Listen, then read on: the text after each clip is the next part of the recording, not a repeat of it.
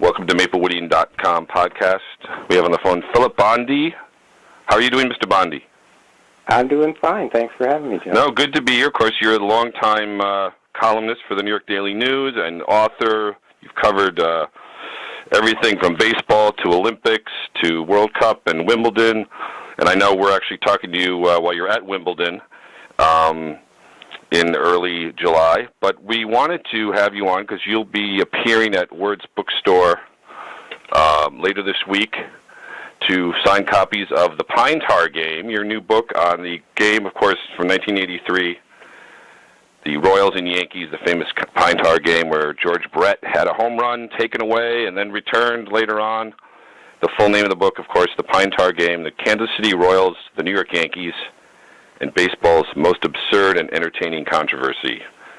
So I do remember this. Drag on. Yes, drag on, yes.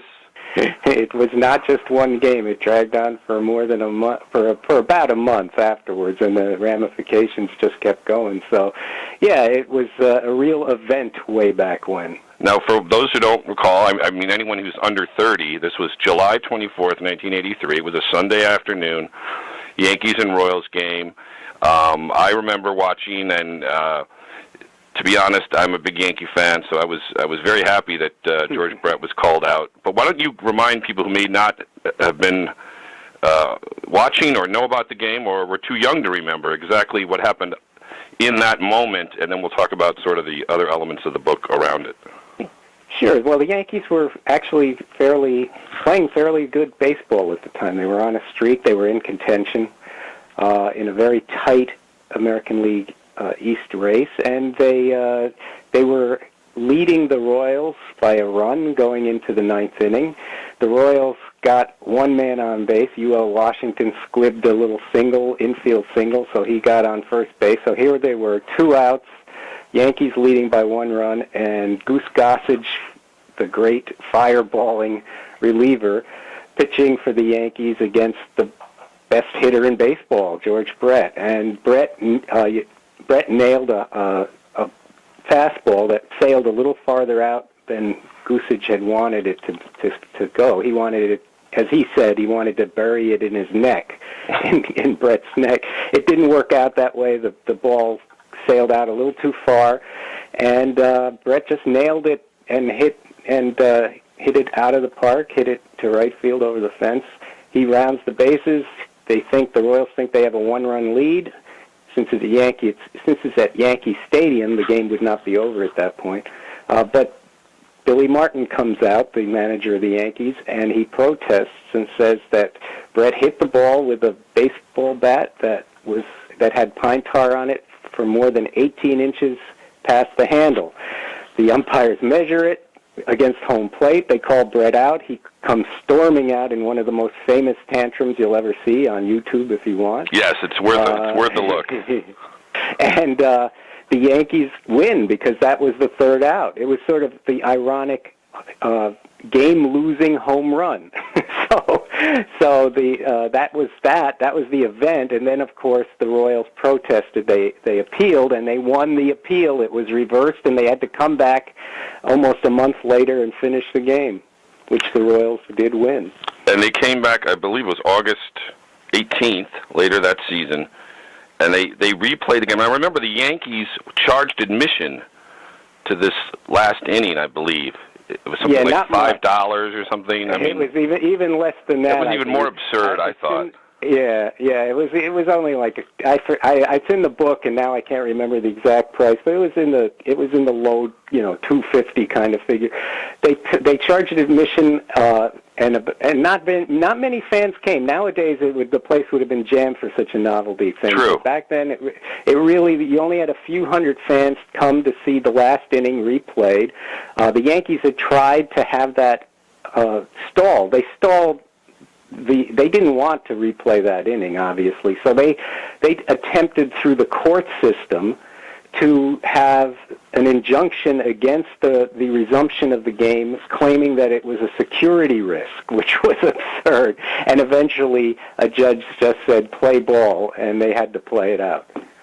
Now, what was your general thought on, again, I'm a Yankee fan, so I'm biased, but it would seem if there's a rule that says that something is not a legal play. And this, of course, is pre-steroid. Now there's steroids, there's corks in the bat, there was, but at the time there was also spitballs. Gaylord Perry was known to scuff balls. There was other players scuff. If the rule says you can't have this on the bat, shouldn't it have remained an out? Or tell me. It's very complicated. Yeah. It's still to this day open to interpretation. There are a bunch of rules. At the time, there was a rule 1.10b, which stated very frankly the bat handle could not have pine tar extending past the 18-inch limitation, or the bat shall be removed from the game. And then there was another rule, 2.00, that said an illegally batted ball is one hit with a bat that does not conform to the rule. And then there's another one that says if a ball is hit with an illegal bat, then the batter is out. So you could follow it to that conclusion and decide, he should have been out. But what happened was that the American League president decided that was not in the spirit of the rules, and he overturned the umpire's ruling, even though he said the umpires did well by what rules were printed, what rules were in existence at the time, which have been changed since then. Now, how unusual! Now, the American League president then was Lee MacPhail. Yes. Now, what was his reasoning at the time? Did he have a good or bad relationship with the Yankees or the Royals? Was that involved, or was he fair-minded? He was considered fair-minded. Yeah. He was a former Yankee general manager, basically. Right. And interestingly, after he made that decision against George Steinbrenner and the Yankees, Steinbrenner went, as he has a way of doing, insane. and he started to collect all sorts of information about MacPhail's bad trades and how he didn't know anything about baseball. And then he made a big mistake, Steinbrenner. He actually said, if I were something along the lines of, if I were Lee MacPhail, I'd be very careful walking the streets of New York City, because he knew MacPhail lived like 14 blocks from the American League office. That was perceived as a threat, and eventually Steinbrenner was fined $100,000 for that, and he also faced possible suspension. As you know, he was suspended several times, but right. he did escape that on that occasion. But he reacted as you would expect George Steinbrenner to react. And this was also prior to his later being suspended for trying to gather information on Dave Winfield. That's correct. This was his MO. What about who's the umpire who made the call, the out? Who was that, and what was history? You hear a lot about one of these umpires lately. Yeah, you had a few guys out there. Joe Brinkman, though, was the one who ended up holding George Brett in basically a stranglehold. Yeah, that's a great picture of that on the back of the book. Yeah, after the call was made, and they were really worried that George would do something really silly and get in real trouble. I mean, his teammates were holding him back. Interestingly, it was kind of a melee that the Yankees were not involved with, other than, Greg Nettles being Greg Nettles. He couldn't resist standing there and watching this up close. But really, it didn't involve the Yankees at all, this melee. It involved the umpires, George Brett, and George Brett's teammates trying to hold him back from doing something incredibly stupid. And then how unusual what is it at the time for an official beyond the game? It seems like today, I know Bud Selig seemed like the type who wouldn't make that kind of a change. There was the famous perfect game, which was Armando Galarraga a few years ago on the Tigers, right, when the umpire, Jim Joyce, admitted that he got it wrong. He should have called it a perfect game. And it was the last out, which could have been reversed. Right. Since it didn't impact anything. And that had emotion. That was a little different animal because it had instant replay, and this wasn't really an instant replay thing with Brett. But Selig had made clear. I think in other instances, he was a commissioner who made clear that he didn't want to get involved, and maybe he should have in that case. But here you have Lee MacPhail, and could Bowie Kuhn, who was the commissioner at the time, have done anything? What was his take on the pine tar ruling? Well, back then the authority was divided very carefully, and Kuhn really didn't have a say in that. Mm-hmm. This was going to be strictly the ruling from the American League president, and that's all there was to it. So he didn't really have a say. But you're right about Selig. I mean, he did not overturn any. He did not overturn any ruling in his entire tenure as commissioner. And it wasn't until this year, or actually last year, when the Chicago Cubs won an appeal on a very slow grounds crew reaction to putting the tarp out on the field. So that was the first time that an appeal was upheld since the pine tar event. So you can tell just how rare it is that these things are overturned. Right, and it seems like back then that was one thing that was very different. And you write about how just sort of the way that baseball was perceived. It was a little more of a wacky game. The Yankees, I think part of it was also the Yankees had the Bronx Zoo atmosphere that a lot of people may not know about, obviously, if you're under 30. But they were winning with the Bronx Zoo. They were winning with Reggie and Billy Martin and all the craziness. But then they stopped winning, really. Although you said, as you were correct, in '83 they were doing well. But the slide seemed to be starting. Reggie was gone. Billy was coming back again and again. That was sort of seemed like that was part of it wasn't fun anymore. Was that part of the situation or no? This was definitely a watermark. Yeah. In terms of the Yankee narrative arc. I mean, you could see the slide already, but this kind of accelerated things because, as I said, they were playing well at the time. They were in contention. This took the stuffing hit. It just took the stuffing out of Billy Martin. Hit him really hard, and he kind of got a little. He went over the top several times that season after that event, and the team kind of lost heart a little bit. And an argument could be made that this was a very important ruling that kind of pushed the Yankees downhill. For the Royals, it didn't really, as it turned out, it didn't really have that much of an impact on their season.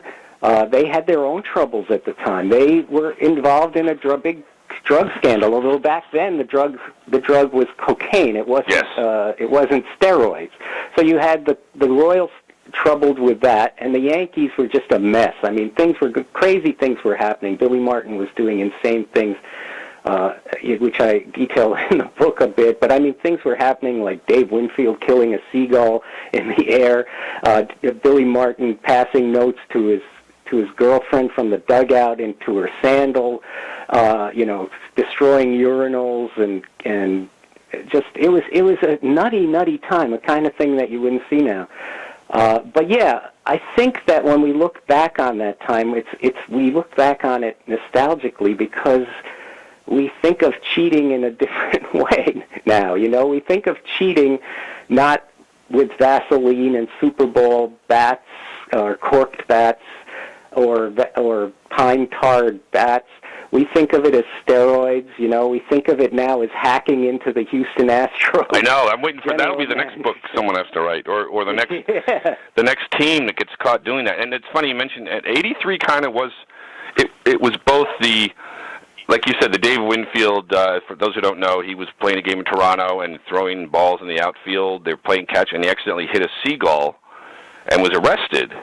For those who don't recall, and that was in between, I believe, the pine tar game and the resumption, and then also in between, or before the pine tar game, a few weeks, was Dave Righetti's no-hitter on July 4th, yes, '83. So you had all the ups and downs of a wacky early '80s year, and but you mentioned in the book kind of how things have changed between then and now, maybe for good and bad. How do you see things seemed a little looser then, a little wackier?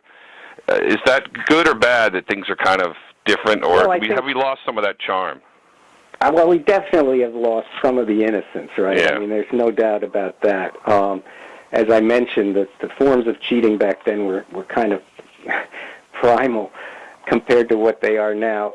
On the other hand, I mean, you couldn't have and shouldn't have the sort of shenanigans that went on in the Yankee clubhouse with Billy Martin. You couldn't have that now. I mean, he was abusive to a woman reporter. The stuff he did was just crazy stuff. And George Steinbrenner, like I said, launching investigations into people, threatening people. So, you know, on the one hand, you have the Yankees' craziness. On the other hand, as contrast to that, the Royals were generally considered the model franchise. You know, the Ewing Kaufman was the owner. He was a straight arrow guy, a philanthropist. On the other hand, 1983 was not a typical Royals year. As I mentioned, they had a drug scandal going on. So you had all this stuff going on at the same time. You also had interesting people working on for each team. I mean, Rush, Rush Limbaugh was their PR man? Rush Limbaugh was their promotions director for the Royals, and Roy Cohn, the famous commie hunter, was the Yankees attorney who went to court and tried to convince judges to stop the resumption of the game. So you had all these incredible characters during this time, and that's another reason I decided to write the book. And the Yankees and Royals were, people forget, they were bitter rivals. They had played four league championship series in the late 80s. The Yankees won the first three, and the Royals won the fourth in a sweep. The previous three, if I recall, went the distance to then a Game 5, I believe. And Brett, I think in the 78 playoffs, had 3 home runs in one game, and then he had hit a home run in the 80 ALCS that beat the Yankees. I know because he hit it over my head. I was in right field, unfortunately. Okay. And so there was a real, almost worse than the Red Sox rivalry. No? Yeah, I think it was. It certainly was more concentrated. Let's put it that way, into a shorter period of time. And boy, did the Royals players hate the Yankees. And, you know, as Willie Randolph said, he kind of hated the Royals too. What you did not have, really, was the kind of hatred from the fans in Kansas City that you probably had from the fans in Boston. It was more of a sort of an inferiority complex that they had, that they just desperately wanted to beat the Yankees, but it wasn't quite the same thing as Rod Guidry pointed out. He said, when we went to Boston, they cursed us. When we went to Kansas City, they asked for our autograph. There you go. But I mean, you know, you get beaten by the same team time and time again, it starts to hurt. And as I said, George Brett and some of these guys, they hate, to this day, they can't look at that interlocking NY. You know, they will not talk to these guys anymore. And also, after you go on YouTube and look at the Pine Tar game, you go back to, I believe it was Game 5 in the 77 championship when George Brett and Greg Nettles got into a big fight. Brett slid into Nettles, and Nettles kicked him, and that was a bench-clearing brawl. You don't see a lot of bench-clearing brawls these days either, do you? No, you had a couple. You had a couple of bench-clearing brawls during those days. There was a slide into Willie Randolph at second base that caused one, and as you mentioned, there was the one with Nettles at third base. So yeah, it was not uncommon. They played hard baseball. And the other thing that is worth mentioning is that these players did not have the same kind of cozy relationships with each other that you see now among opponents. I mean, they didn't have the same agents. They didn't play on this. They didn't move around it quite as much, so they probably didn't play together on a different team. They didn't, they didn't make a commercial together. They didn't play together in the World Baseball Classic. So I think that there wasn't the same coziness that there is now, and they were able to hate each other a little bit easier. And we're talking to Filipbondy, author of The Pine Tar Game. You'll be at Words Bookstore in Maplewood Village Thursday night, signing copies, talking about this is a great subject. Now, you were at the game as a columnist or a beat reporter? How were you there covering it? Back then I was a beat reporter for the Daily News. I had just I was a beat reporter for the Bergen Record. Right. Went for the game, but by interestingly, by the time the resumption took place, I had changed jobs and was a reporter for the New York Daily News. Oh, so that's fun. So I covered the first game for the Bergen Record, and I covered the court proceedings and the resumption for the New York Daily News. So when I was doing research, I had to scramble in library, to see my own stuff. I had to scramble between two libraries. Now, what was it like at the game?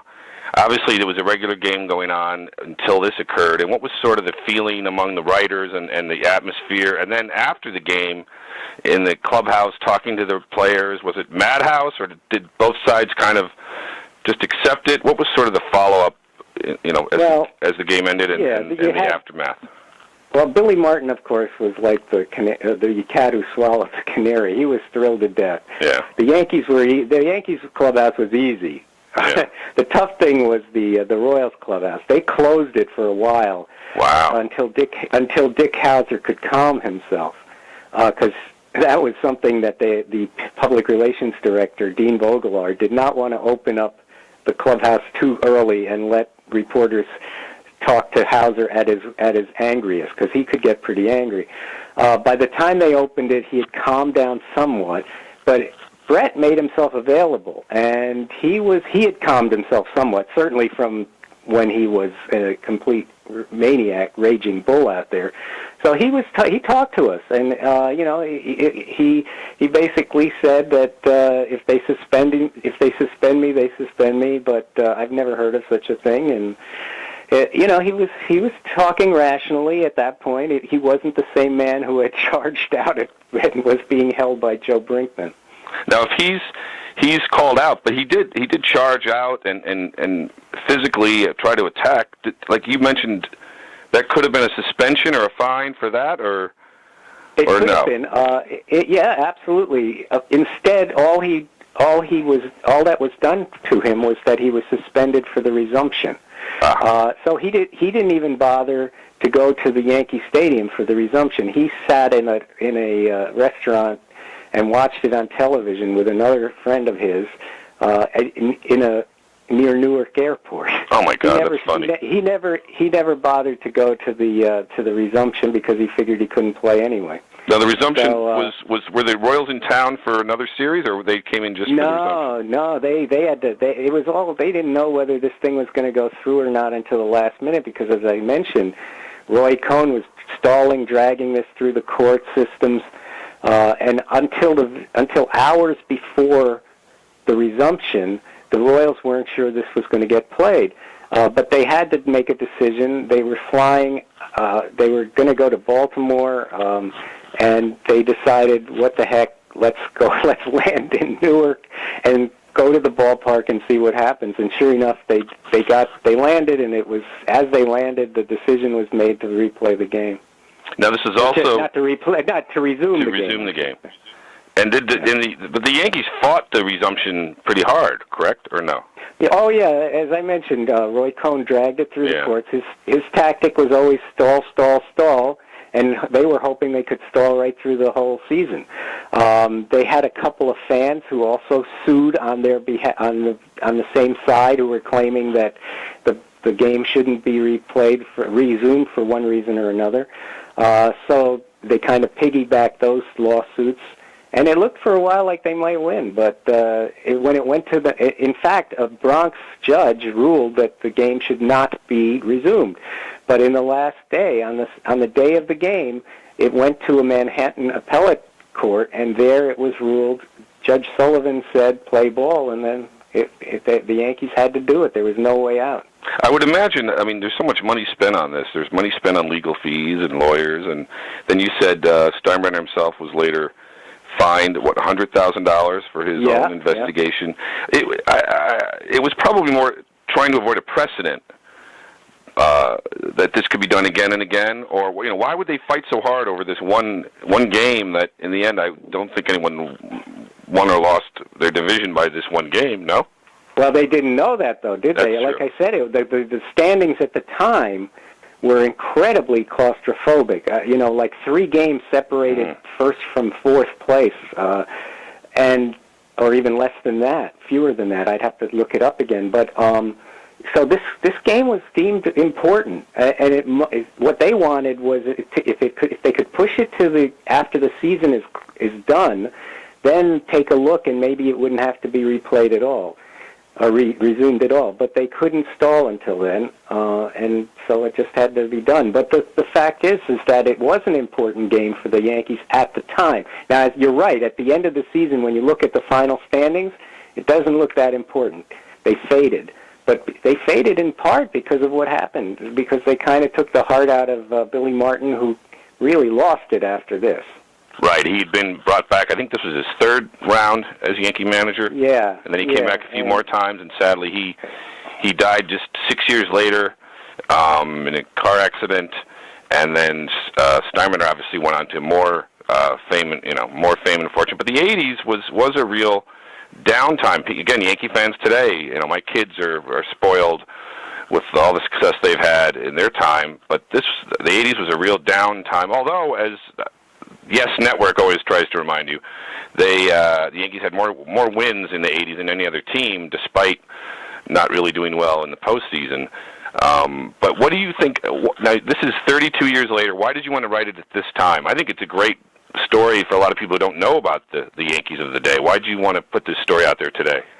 Well, it was, when the 30th anniversary came around, George Brett came into town because he was the batting coach at that time for the Royals, and he happened to be in town right around the same time as the 30th anniversary. And I spoke with him, and other reporters spoke with him, and it rekindled my memory of how great this stuff was. And they said, well, can you, my newspaper had space for 1,000 words or something, and I kept thinking I could write so much more about this. There's so much going on here between the characters involved. Incredibly strong characters, Martin and Steinbrenner and Rush Limbaugh and Ewing Kaufman and Roy Cohn and all these people involved in this thing, Lee McPhail. You can go on forever. And I said, I don't have enough space here. And I started to think that, maybe there's a book in this. So I put together a proposal and sent it around, and Scribner bought this one. This is, I guess, my 8th book, but this was, I'd say this was the most fun book that I wrote or researched and wrote, for sure. Yeah, there's things about Brett that I didn't know, and Julia Kaufman, Ewing Kaufman's daughter, she tells a story about how after the Royals lost that heartbreaking series to the Yankees, when Chris Chambliss hit the home run, right, that beat them. That night at 3 a.m., George Brett shows up at at the hotel room where the Kaufmans are staying and offers. He somehow has commandeered a Central Park horse carriage for his own, and he offers a ride around Central Park to the Kaufmans. I mean, that's an incredible scene right there. That I think it blows my mind that he would do that. Now, he may have been completely drunk at the time at 3 a.m. in the morning, but nonetheless, it was a charming thing for him to do. Yeah, there's a lot of good, and again, this story, as books like this that are done well, it's not just about the game or even the aftermath. You write a lot about the Royals' rivalry with the Yankees in the early series, and then later on, you talk to David Cohn, who's a Kansas City boy who ended up playing for both teams, and about Rush Limbaugh. How long was Limbaugh the Royals' promotions? Was this a short thing, or was he there for a while? He was there for, I think it was 3 years. Again, the trouble with writing books is it takes a year for it to come out, and you tend to forget what you wrote. But I believe it was 3 years for Rush Limbaugh, or something along those lines. And he was grossly underpaid, which he talks about in the book. Actually, he had to borrow $400 from George Brett at one point, which he then repaid. Oh my God! He was seen as this kind of nerdy guy, who had a bunch of national magazines on his desk, and nobody could quite figure him out at the time. But nobody ever imagined he would become the radio personality that he did become. Well, again, we're talking to Filipbondy, author of The Pine Tar Game, be it in Maplewood Village Thursday night at Word's Bookstore. I appreciate your time. I want to ask you one other quick thing.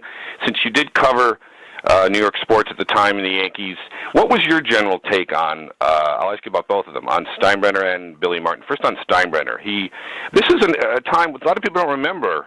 He really was a tough guy, an underhanded guy in many ways in the 80s because of the difficulties the team was having. He was investigating people and firing everyone and rehiring. He sort of mellowed out a little at the end, but what was your recollection of him overall? Well, if I had to put one word on it, I would call him manipulative. I mean, that's what he was, and especially toward the media.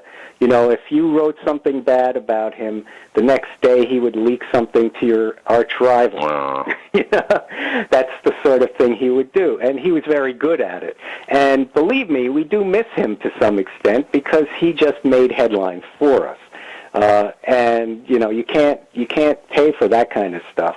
I mean, we have Hank Steinbrenner now, who's a much nicer man, obviously much more mellow, but he doesn't really do it for newspapers, does he? I mean, he doesn't have any sense of temper. No, there's no temper there. When the Yankees struggle, he renews contracts of his general manager and his manager, things that George Steinbrenner would never think of. Billy Martin, he could be charming, but for the most part, I saw some real ugliness there with Billy. I'd like to be more positive about him, but I did see him, like I said, I did see him be abusive toward a woman reporter. I remember those things. Unfortunately, I wish I didn't, but I do. I just think it was very raw. When I think of those years, I think of them as being very raw, and tempers flaring, and things being said that you could never say now, and still be a coach or an owner. So I on the one hand, it was great for writing. On the other hand, it probably wasn't great for baseball. Now he was also. How much of it was alcoholism, or he could be a tough guy and difficult when he wasn't drinking, or was he drinking a lot during games and after games?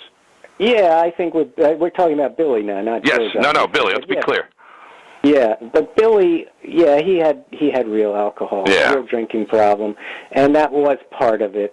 But he also, as I write as Sparky Lyle talks about him in the book. The clubhouse was divided 50-50 or 60-40. A lot of players liked him, especially the ones who had won with him in the 70s. Guys like Willie Randolph, Greg Nettles, Thurman Munson. They liked him. They backed him up. They were loyal to a fault. But then the new guys coming in, whether it was Lyle or Gossage or later on Don Baylor or Ken Griffey Sr., guys like that wanted no part of this nonsense and didn't quite understand why the veterans on the team did.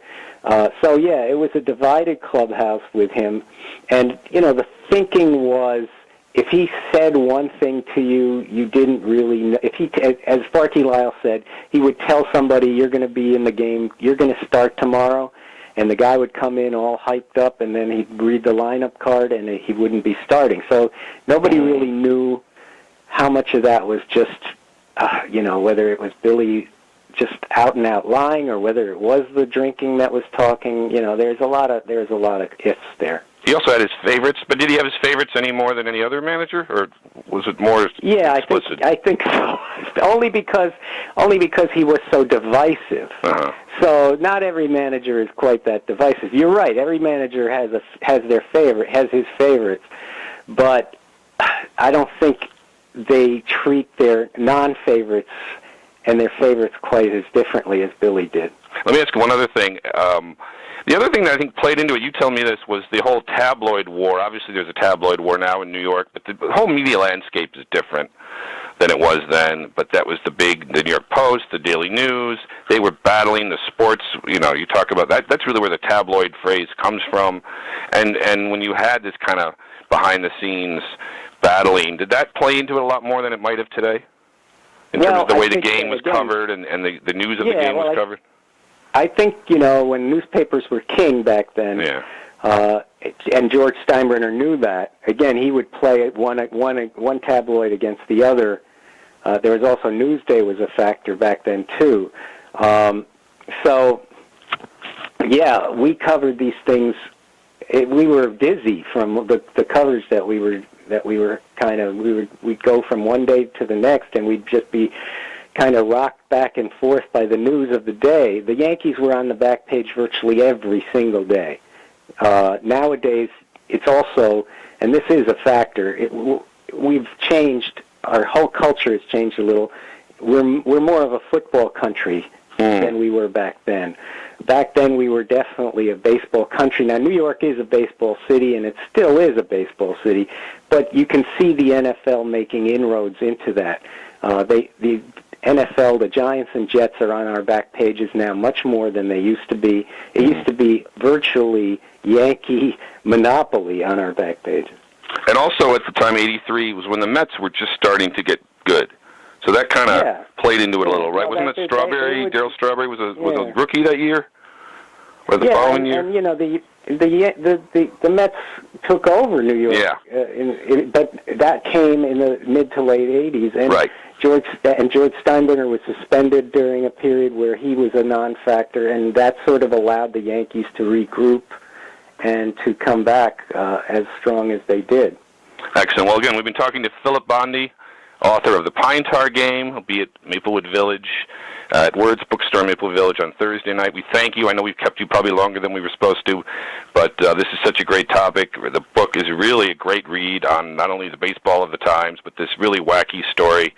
And everyone come out and see Mr. Bondy in person, get your book signed, and then go to YouTube and see the actual clips of this still unbelievable moment, but a great commentary on baseball in the 80s. Thank you very much, sir, for being with us. And thank you, Jim. Be well.